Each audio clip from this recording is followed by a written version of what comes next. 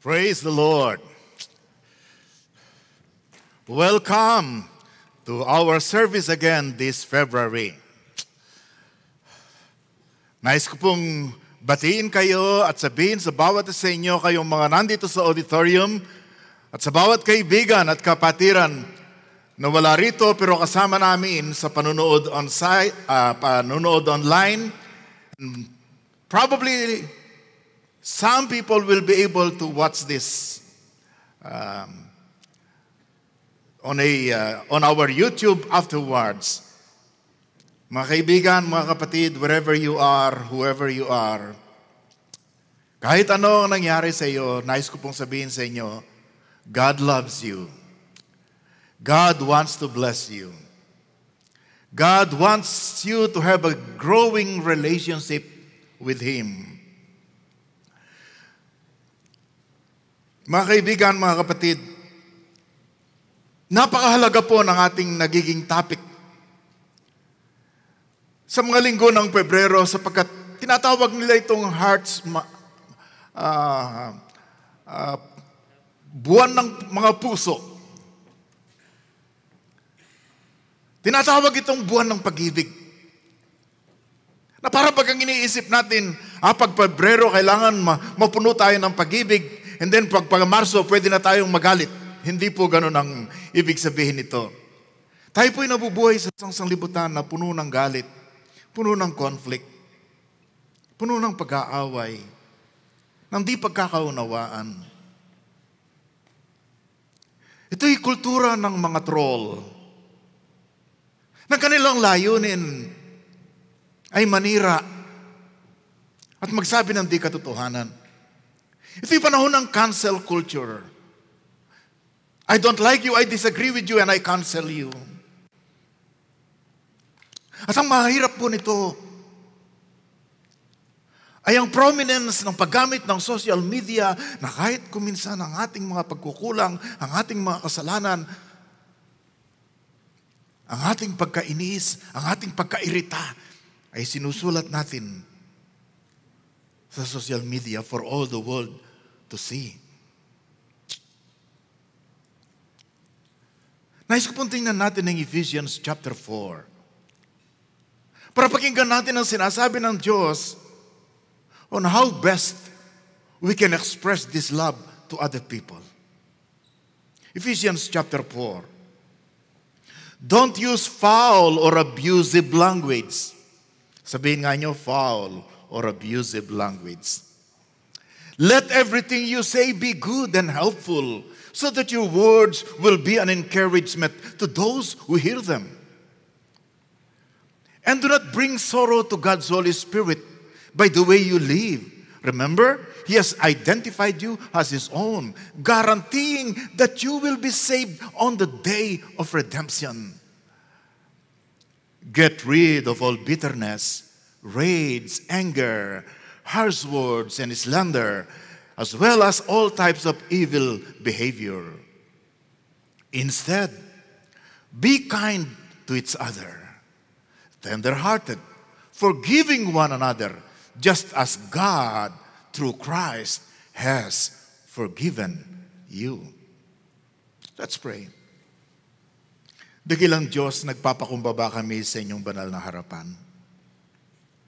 Nais po naming mabuhay sa katuwiran at katapatan.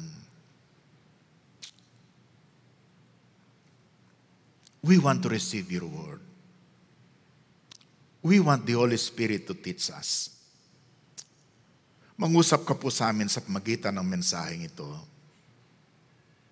At ang pangunguna at pag-empower mo sa inyong lingkod na mag-ahasik nito,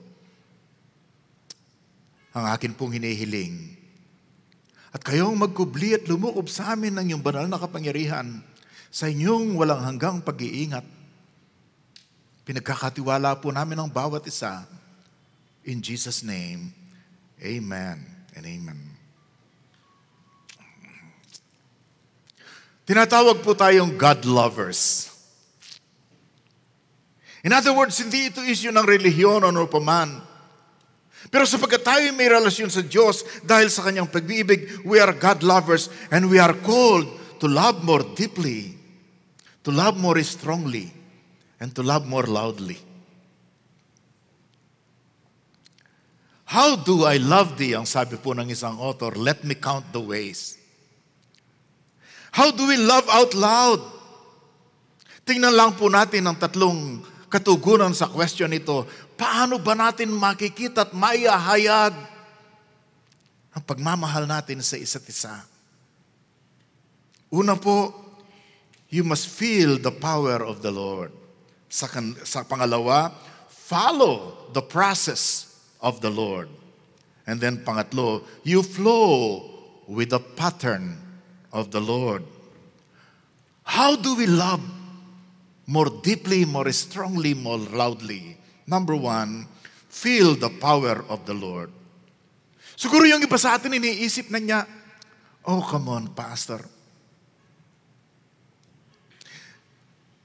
These are things na madaling sabihin. Pero alam natin, hindi natin magagawa o hindi natin gagawin.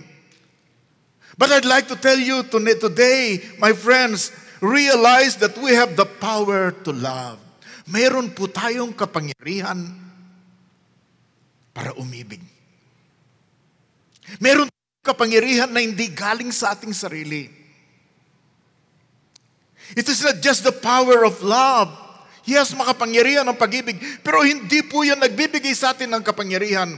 It is the power of the Spirit of God. Tingnan po natin muli yung verse 30. Do not bring sorrow to God's Holy Spirit. Yung iba sa inyo, natatandaan nyo to. Do not grieve. Huwag niyong saktan. Huwag niyong pighatiin. Huwag niyong bigyang kalungkutan ng Espiritu Santo. By the way you live. Remember? He has sealed you or identified you as His own, guaranteeing that you will be saved on the day of redemption. Tumutukoy po dito, mga kaibigan, sa isang katotohanan na tayong mga anak ng Diyos, pagkatanggap natin sa ating Panginoong Yesus, naging tahanan tayo, pumasok sa atin ng Holy Spirit. We are indwelt by the Spirit of God. Pero sa presence ng Holy Spirit na yan, nandyan ang dalawang posibilidad. Ang ikaw ay mabigyan ng kapangyarihan para mabuhay at magmahal. Pero pag hindi mo ginawa ang nakalulugod sa Kanya, pwede mong saktan ng Holy Spirit at hindi siya makakakilos sa iyong buhay. It is the power of His presence and His fullness ang magbibigay po sa atin ng pag-ibig.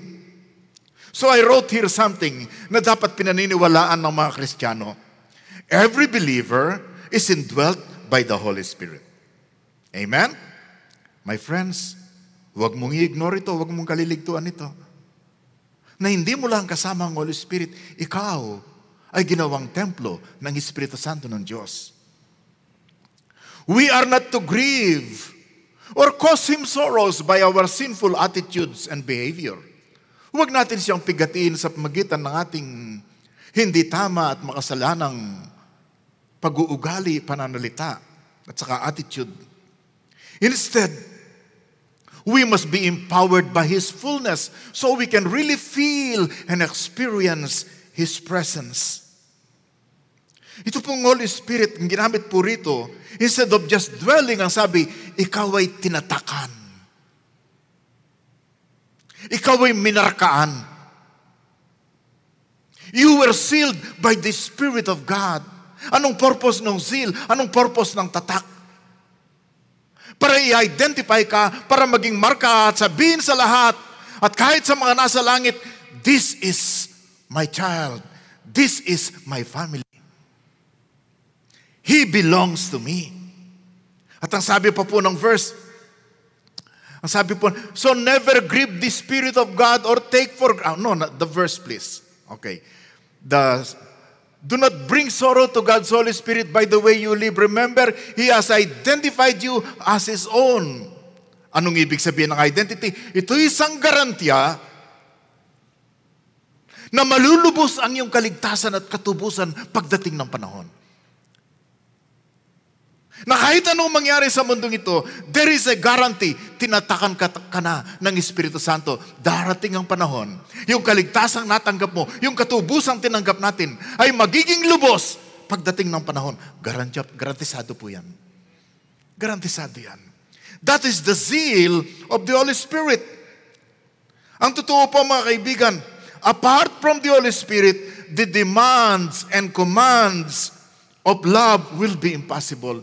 Liban po sa tulong ng Espiritu Santo, sa kapangyarihan ng Espiritu Santo, yung love one another, yung love God above everyone and above everything, naku, hindi po natin magagawa. But with the presence and fullness of the Spirit of God in your life, when the Holy Spirit is able to move freely, pag hindi nasasaktan at napipigati ang Holy Spirit na nasa atin, kaibigan, we have the power to love because of the Spirit of God. Amen? Pangalawa po, follow the process given by the Lord. Okay? Ang utos po ng Panginoon na umibig, na gawin ang ganito, ay hindi po automatic. Alam nyo na yan, di ba? Okay, iibigin ko ang aking kapwa, and then mapupuno ka na ng pag-ibig. Hindi po. It is not automatic. It is something that we learn. We have to learn in our life. It is a process. We learn and go a certain path. It is the process of getting rid of negatives and giving the positive. Ito po'y proseso. Tingnan natin to. May proseso ng pag-aalis o pagtatanggal, and then ng pagbibigay. Ito ay larawan ng paglilinis at pagtatanim. Ito pong process na ito, ganito kapatid. Okay? Meron kang dapat tanggalin at alisin sa iyong buhay. Upang maitanim ang isang bagay na bago. As we will see later. Meron pong ilang katotohanan ukol sa prosesong ito na dapat nating matutunan at sundin. Number 1, love rejects rotten speech. Ang isang dapat po nating tanggalin, mga kapatid, ay rotten speech. Yung ginamit pong salita, okay? Don't use foul or abusive language. Let everything you say be good and helpful, so that your words will be an encouragement to those who hear you. Sa ibang translation, never let ugly or hateful words. Sa iba naman, ay corrupt communication. Yun ang mga dapat tanggalin. Saan po galing yung salitang rotten? Sino sa inyo nakakita na ng bulok na mansanas at bulok na mangga? Yun po ang ibig sabihin ng rotten fruit. Sino po sa inyo nakaamoy ng bulok na isda? Yung bilasa, tapos hindi mo na itapon, nandyan lang, pagpasok mo, bulok, di ba? Yun po ang ibig sabihin ng rotten. Decaying fruits, rotten fish or meat, rotten speech, at ang tawag ng iba dyan ay trash talk. Dapat no trash talk sa mga Kristiyano. May isang author, si Ray Pritchard, isang preacher, na ang dami niyang sinabi ng paraan o iba't ibang klaseng rotten speech. Papasahin lang po natin ng mabilisan sa English. Later on, hanapin na lang yung kahulugan, okay? Ano po itong mga tinatawag nating rotten speech? Yung vulgarity, obscenity, indecent language, dirty jokes, hello, off-color stories, pornographic language, racial or ethnic insults. Humor daw, pero ang layunin nito ay to insult or put someone down. Biglang galit, matulis at matalim na pananalita, mean-spirited comments, gossip, rumors. Atin-atin lang to, ha? Huwag mo sasabihin sa iba. Tapos ikaw naman, meron kang ibang kaibigan, atin-atin lang to ha. Huwag mong sasabihin sa iba. Tapos yung isa talagang mas malalang pagka-chismoso, ilalagay sa social media. Hindi naman babanggitin ang pangalan. Meron akong kilala.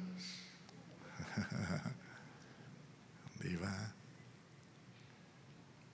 Rotten speech, false accusations. Ang pag-i-impute ng wrong motive sa isang tao, public criticism of our spouse and children, pambubulyaw at paninigaw, pagbabanta, intimidating comments, walang puknat na pamimintas, quick and cutting comments. Naku, cheap shots, mga pasaring na hindi magandang pakinggan. Talking too much. Kasama pala yun.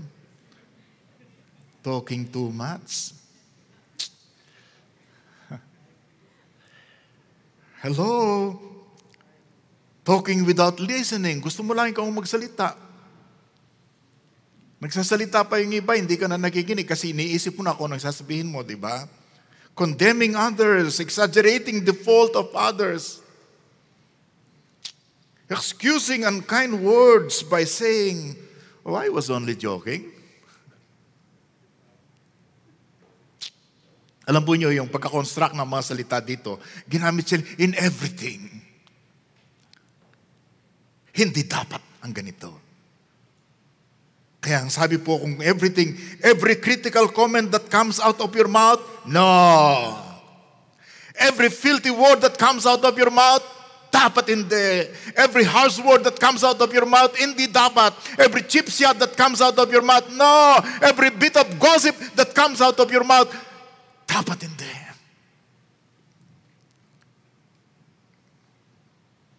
Sabi po nga, madalas po nating marinig do, every time I open my mouth, one of two things will happen. I build someone up or I break someone down.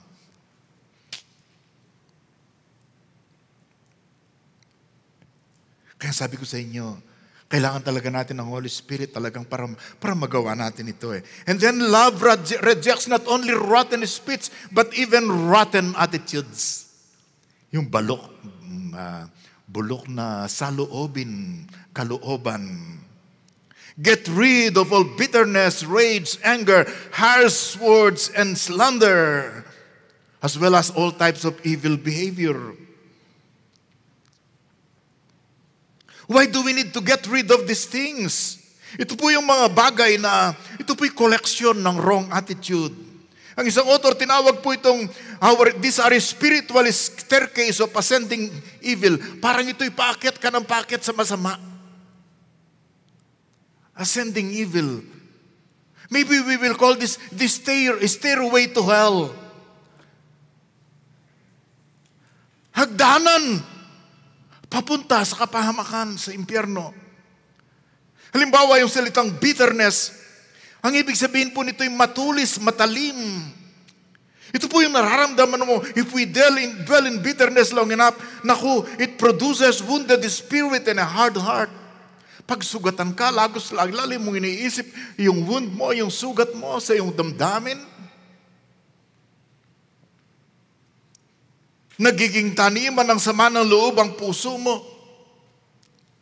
Nagiging matigas ka na. At minsan hindi ka na tinatablan ng mga sinasabi ng salita ng Diyos. And you cannot be bitter and loving at the same time. Oh, sino po rito ang plantita? Pero ang itinatanim sa manang loob. At araw-araw inaalagaan mo, dinidiligan mo, inaalala mo yung ginawa sa iyo at yung sinabi sa iyo na hindi mo gusto. Iyan ang maling plantita, di ba? At plantito. Wrath, puot. It is the idea of the nostrils being, parang ito'y umuusok ang ilong at bibig, nanlilisik.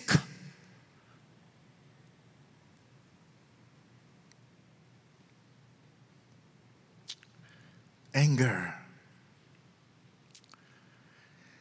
Galit. Ito po yung third step ng pag-akyat. This word speaks of settled condition of the heart. Hindi ito bugso lang ng damdamin, kundi ito ay nanatili talagang puno ng galit ang kanyang puso, ang kanyang buhay.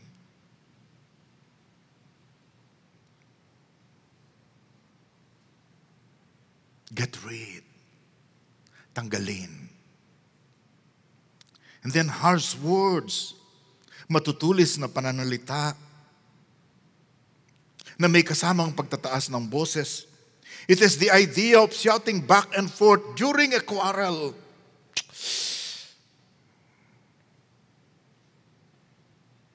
At kung kasama pa ang mga gamit sa bahay, nako, yung shouting, pag binalibag ka ng palayok, ng sandok, siyempre, babatuin mo siya ng rice cooker, di ba?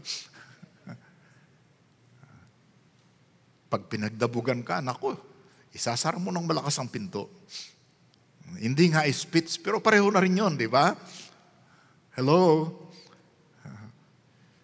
Slander, paninirang puri. The final step. Paul uses a very strong word to describe. Itong paraan ng masamang pagsasalita. It means to make false accusations about someone or to offer vague insinuations that make another person look worse than they really are. Nagkakaroon ka ng maling pagbibintang. O inilalagay mo ang iyong pananalita sa isang paraan na magmumukhang masama talaga yon, pero actually, hindi naman ganun ang pangyayari. Kumisan simple lang tayo Kinausap mo siya, pero gusto mo siyang sirain. Sabi mo, nung dumarating siya, uy, hindi siya lasing ngayon. Anong ibig sabihin nun? Dati pag nakita mo siya lasing, ngayon hindi. Hindi naman naglalasing talaga yung tao. What you said is right. Pero what is behind it is wrong. Hindi siya lasing ngayon.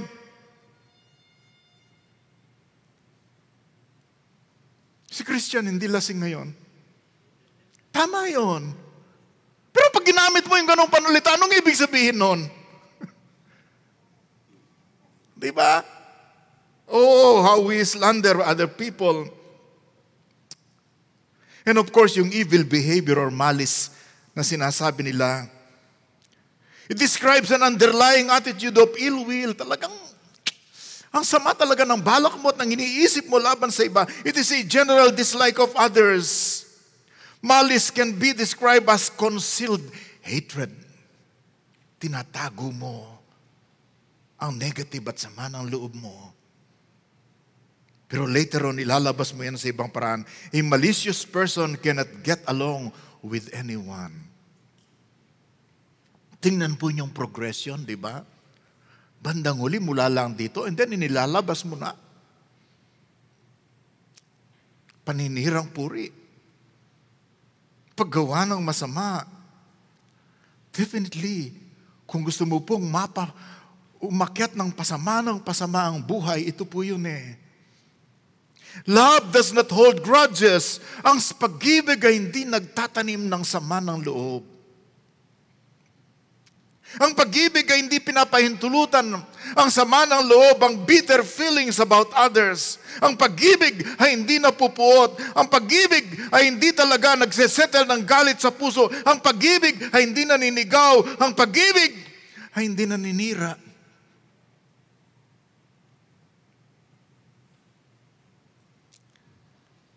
I believe you will agree, kasi pattern din na sinabi ng ating Panginoon Yesus, hindi kung ano ang laman ng dibdib, yun ang lalabas sa bibig. Tama? Kung ano ang nasa puso, yun ang lalabas ng uso. Where did we get that? From the Lord, di ba? Sa Matthew 12, out of the abundance of the heart, the mouth speaks. So mag-ingat tayo na dyan, walang bitter, walang anger, walang ill will against other people. Ito pong dahilan kung bakit din natin pwedeng gawin ito sa ating kapwa. The Holy Spirit not only lives in you, He also lives in that Christian brother or sister. You just slandered with your lips. Evil speech destroys Christian unity. Alam niyo kung bakit di ka pwedeng manira, manigaw, mambulyaw, kasi yung Holy Spirit nasa iyo, yung din ang Holy Spirit na nasa Kanya.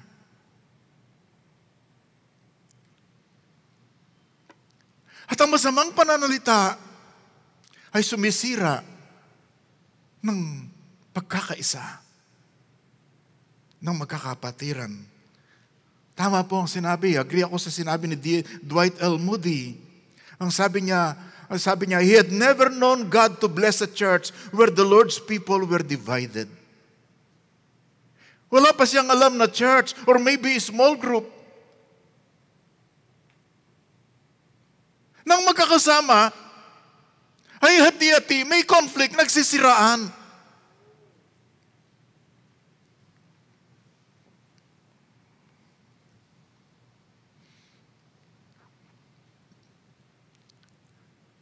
Masama po ang kalagayan ng sanlibutan.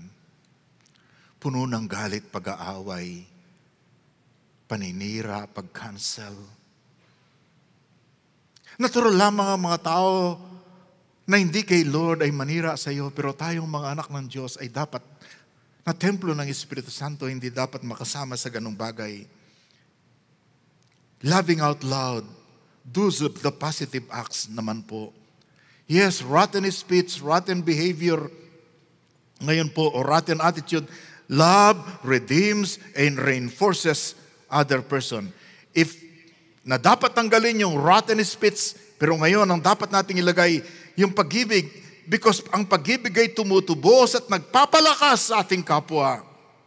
Instead, ang sabi po sa verse 32, instead, be kind. Hello. Be kind.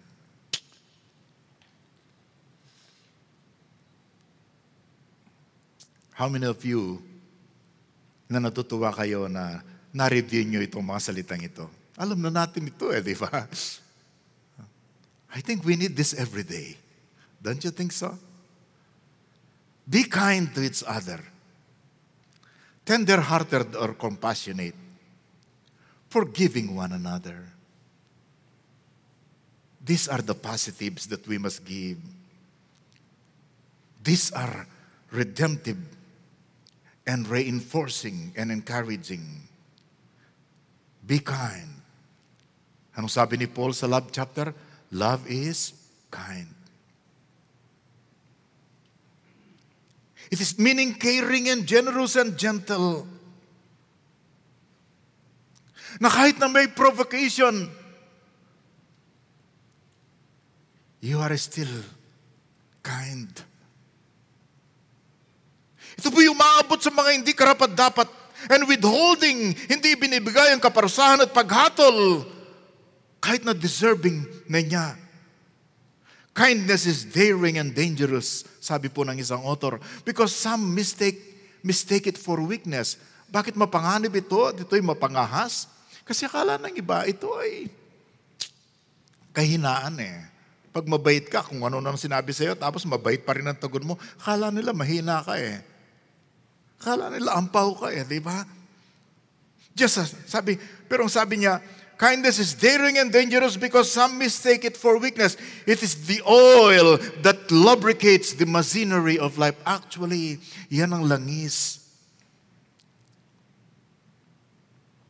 na nag-aayos sa makinarya ng buhay. Be tender-hearted. Hello, kasama ba kayo? O sinasabi nyo na mukha yata nagkamali ako ng pasok ngayon o pagkikinig ngayon na mukhang tamang, siguro nung ginagawa ito ni Pastor, ako iniisip niya, patatamaan niya ako. No, tinatamaan po ako rito. Di ba?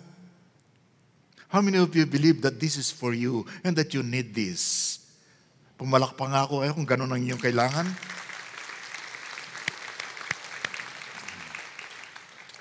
Be tender-hearted or compassionate. Love is tender or affectionate, sensitive, and caring toward other people. Compassionate comes from a word that means good intestine. Kasi nung unang panahon, ang paniniwala nila, the intestine is the source of the emotion. So nung ma-feel ni Jesus yung compassion, ang sabi nila, it is visceral, it is from the depths of His life.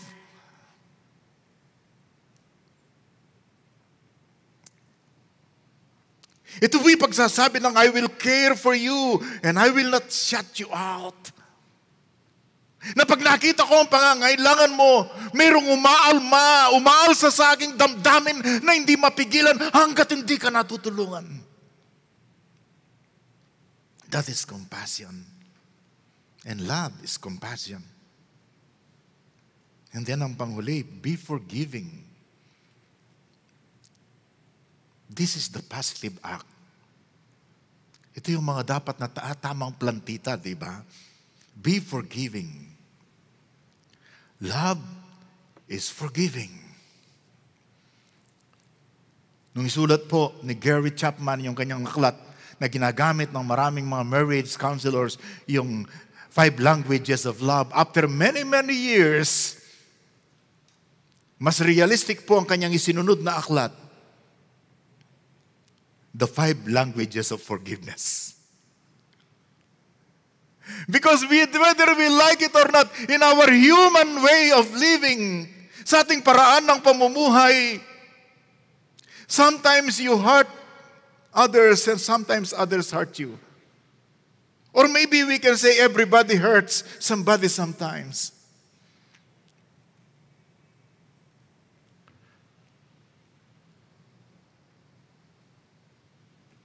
And when we hurt one another, when we fail each other, when we speak words that wound na nakakasugat sa iba, ang solusyon ay hindi maghiwalay at manlamig. Ang solusyon ay magpatawad.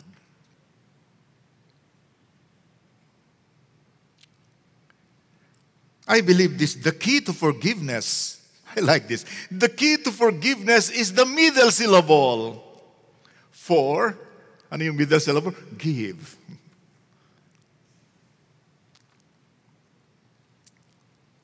Forgiveness is a gift we give to those who don't deserve it.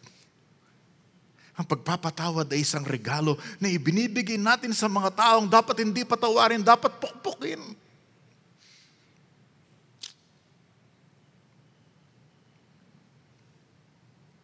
By the way, talagang ito'y God-like, di ba? Ito'y Christ-like.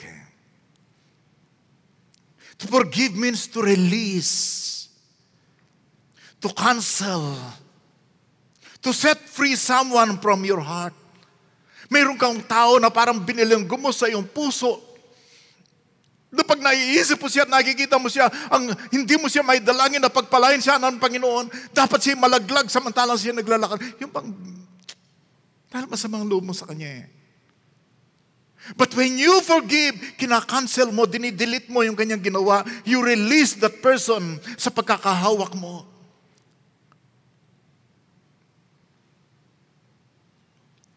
And the result, pag mayroon kang nirelease, pag mayroon kang pinakawalan, ang unang resulta, ikaw ang lumalaya. Because forgiveness is liberating. Mapagpalaya po ang pagpapatawad.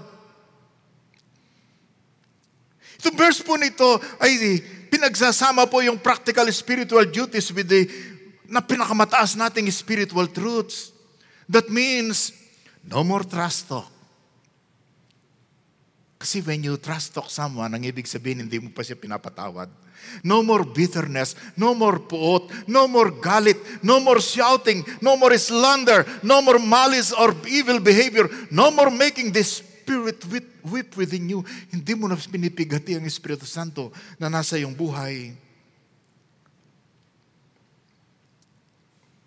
This is the way to deal with our internal turmoil.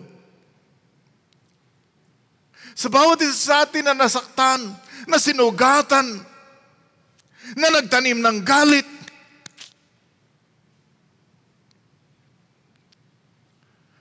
For all the evil words spoken against you, ang sabi ng Panginoon, forgive. Magpatawad ka.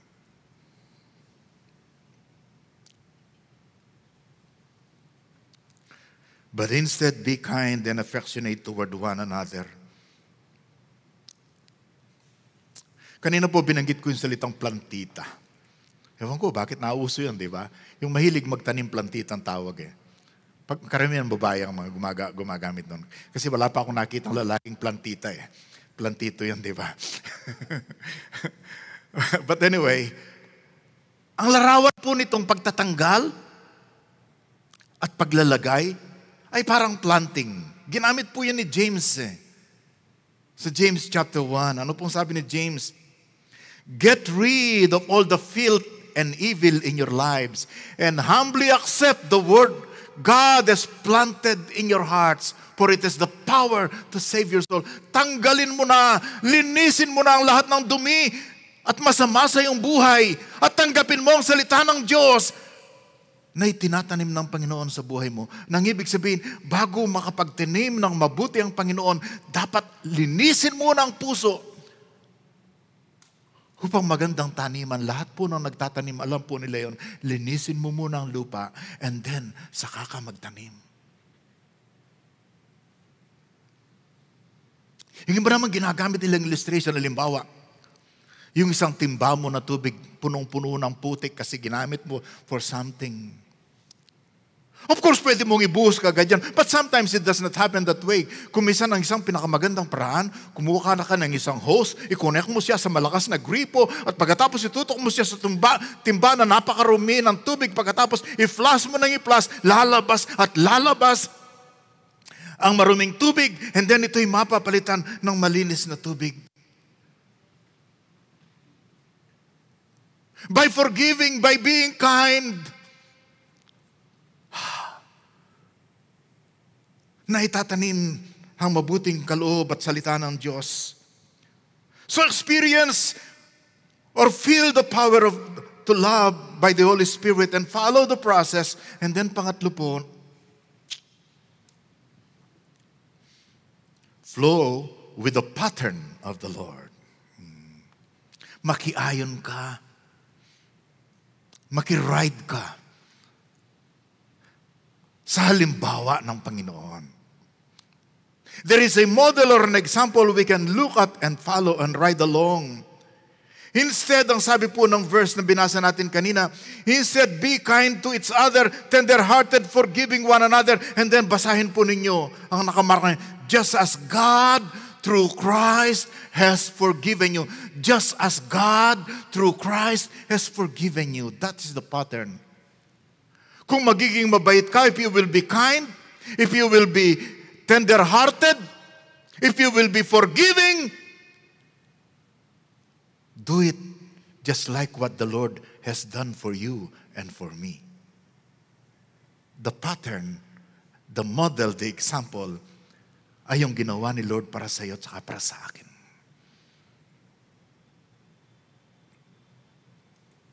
Just as God through Christ has forgiven us. Yun po ginawa ni God sa iyo eh. Yun ang ginawa ng Panginoon sa akin.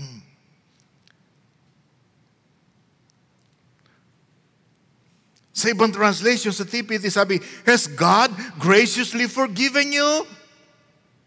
Ikaw ba'y talagang punong-puno ng biyaya na pinatawad ni Lord? Then, graciously forgive one another in the depths of Christ's love.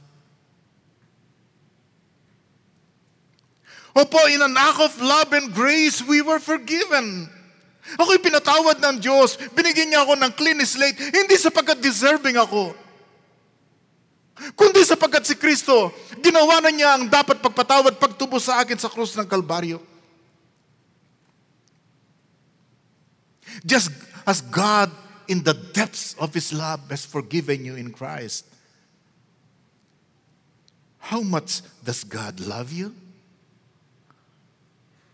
Gaano ka ba kamahal ng Panginoon? Ang dalawang hinighlight ng mga lalaking mga leaders natin noong Tuesday evening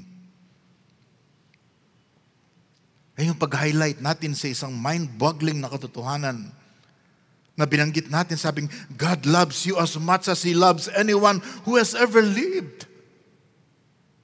Mahal ka ng Panginoon kung gaano niya kamahal ang sino man na dakilang anak ng Diyos na nabuhay sa nakaraan. Mahal niya si Apostol Pablo, mahal ka rin niyang katulad ni Apostol Pablo. Mahal niya si John, mahal ka rin ng Diyos katulad ng pagmamahal kay John. Mahal niya si Moses, si Joseph, si Daniel. Mahal ka ng Diyos katulad ng pagmamahal niya sa mga lalaking ito. Mahal ka ng Diyos katulad ng pagmamahal niya sa mga naging martir sa pananampalataya.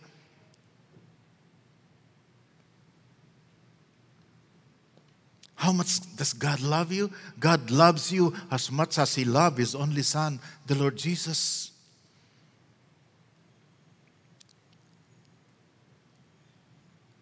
Bihira po nating maisip ito eh. Yes, mahal ako ng Diyos, pero hindi naman ganun kataas.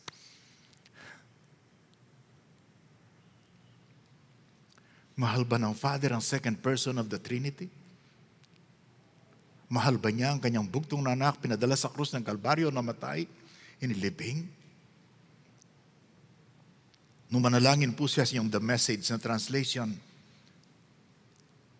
that you've sent me and loved them in the same way that you've loved me. You love these people. Kung paano mo ako minahal, aking Ama, ganun din mo rin sila kamahal. The Father loves Jesus.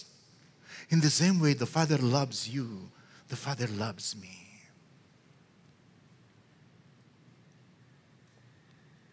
So marapat lamang ba na sabihin niya sa iyo, be kind and compassionate and forgiving to one another? How much has God forgiven you? Gaano ba karami ang pagpapatawad na ginawa ng Diyos para sa iyo? Lahat ng ating kasalanan. Yung nagawa mo noon, yung ginagawa ngayon, yung magagawa mo pa later on, God has forgiven this. All our sins, and how many sins have you committed? Na pinatawad ng Diyos. Kasalanan natin sa paggawa ng hindi tama. Kasalanan natin sa pagsasalita ng hindi tama. Kasalanan natin sa pag-iisip ng hindi tama. Ilan bang iniisip mo sa isang araw? O ang sabi nila many years ago, nung hindi pa panahon ng computer, ang bawat tao ay may kakayahang mag-isip ng 10,000 kaisipan, 10,000 thoughts every single day. 10,000 thoughts. Pagpalagay na lang natin, doon sa 10,000 thoughts na naisip mo, 9,997 puro magagandang kaisipan at mabubuti. Grabe. Para kang walking angel, 9,997, all good thoughts. Nang ibig sabihin, 3 lang hindi tama, 3 lang ang masamang naisip mo. Every single day, in 1 year, that is still more than 1,090, di ba? Tama ba yung aking computation? Yes. Sa isang taon, 9,000, oh no. Yes, tama yung aking kwan. 10,950 sa isang, sa 10 taon na marahil nagsimula ka ng mag-isip at magkasala. At ako'y naniniwala na kahit ikaw ay tumanggap na sa Panginoon, kahit ikaw ay anak na ng Diyos, kahit ikaw ay naging mananampalataya na, nakakaisip ka pa rin ng masama, nakakapagsalita ka pa rin ng masama, at nakakagawa ka pa rin ng masama.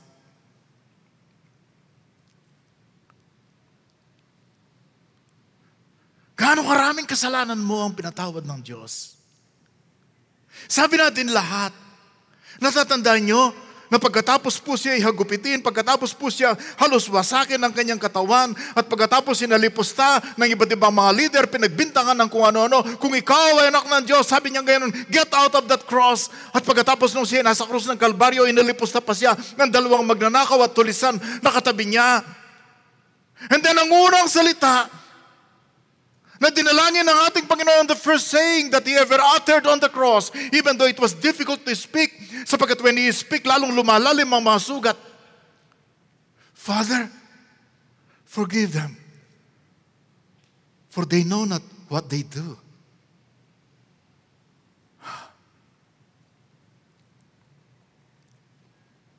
Sa krus ng Kalbaryo,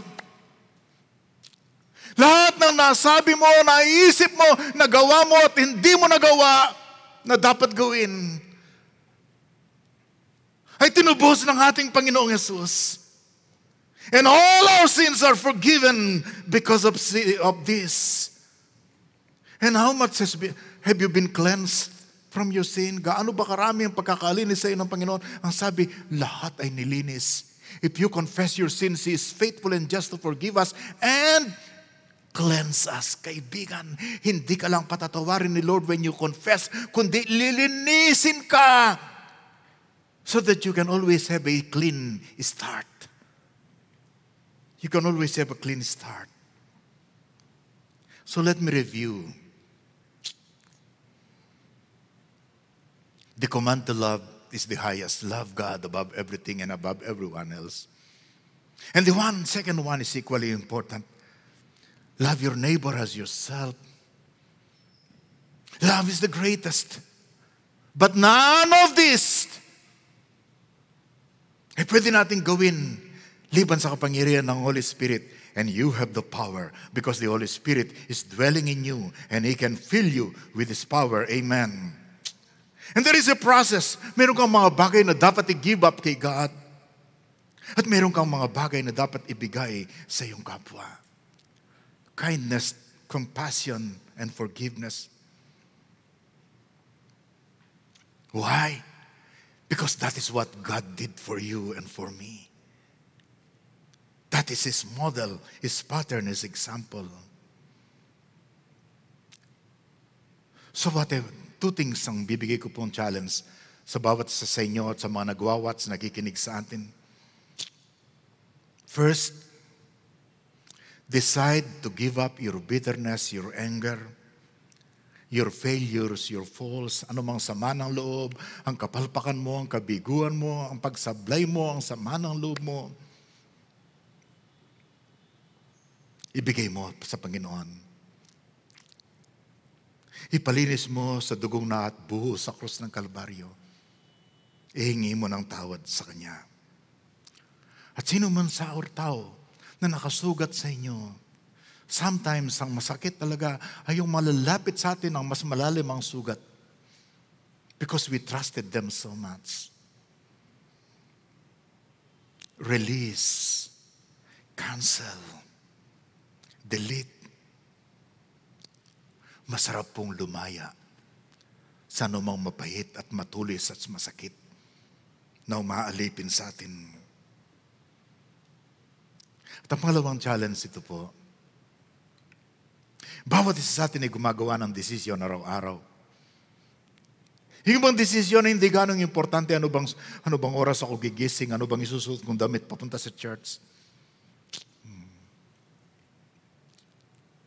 Yung bang desisyon, hindi na dapat itanong, magtututbrush ba ako ngayon o bukas pa?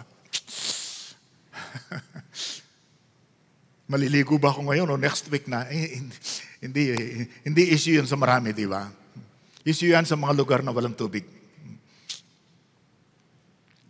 Some decisions are big.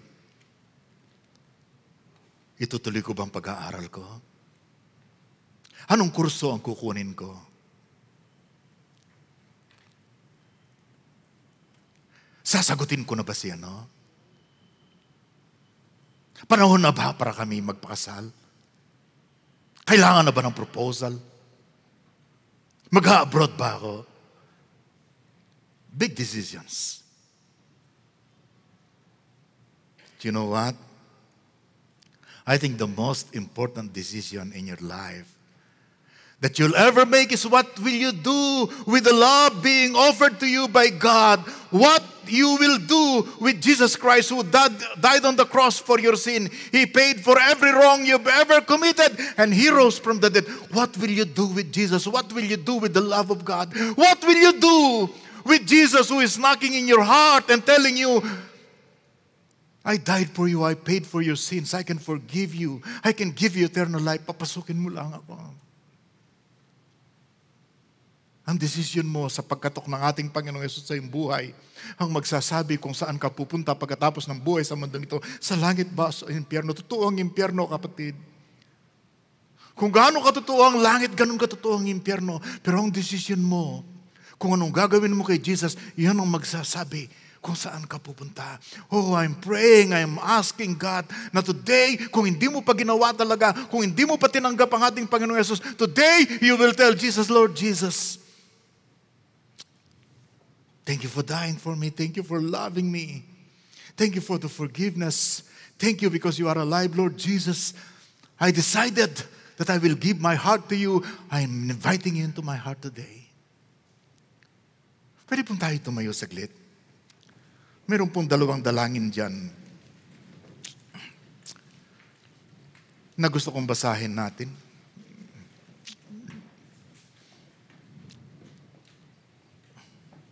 Yun po unang dalangin ay dalangin ng lahat ng mga nasaktan. Nagang mapait ang kalooban. Dalangin ng mga taong nakasugat din ng iba. Dalangin ng mga taong hanggang ngayon ang puso mo ay nilulukuban ng sama ng loob sa ibang tao na totoo namang nakasakit sa iyo. Pero sabi ni Lord sa iyo, forgive. Release, set free.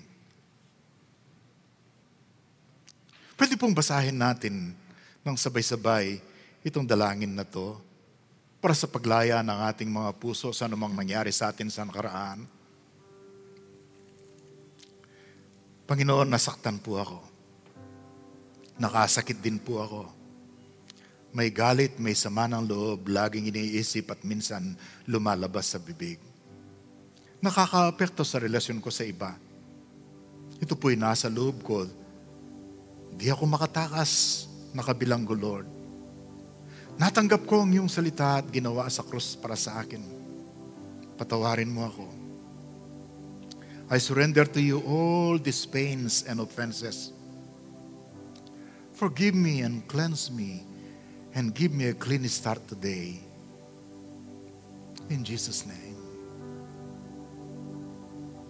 You may need to pray that now. You may need to pray this again tomorrow and in the coming days. Alam niyo naman si Satan may laging paraan yan para lalahanin mo yung sama ng loob mo sapagkat gusto niyang manatili ka sa pagkakaalipin. But you can pray something similar kahit hindi exact words. But I want you to be honest with God. I want you to tell God, forgive me and I forgive. Cleanse me. Give me a good start.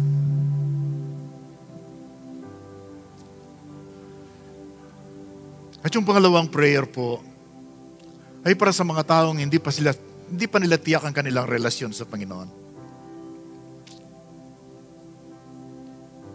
Alam mo naman kung gaano ka kamahal ng Diyos. Alam mo naman kung bakit si Jesus ay namatay sa krus ng Kalbaryo para tubusin ka, to redeem us, to forgive us, to give us eternal life, to make us His family. Sabi niya, how do I put my trust in Jesus? How do I give my life to Jesus? How do I receive the Lord Jesus? This is just a sample prayer. And wherever you are, whatever you're doing now, I want you to pause.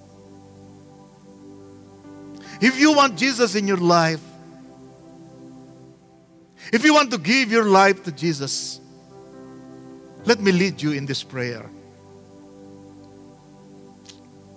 Sumunod ka sa prayer na to.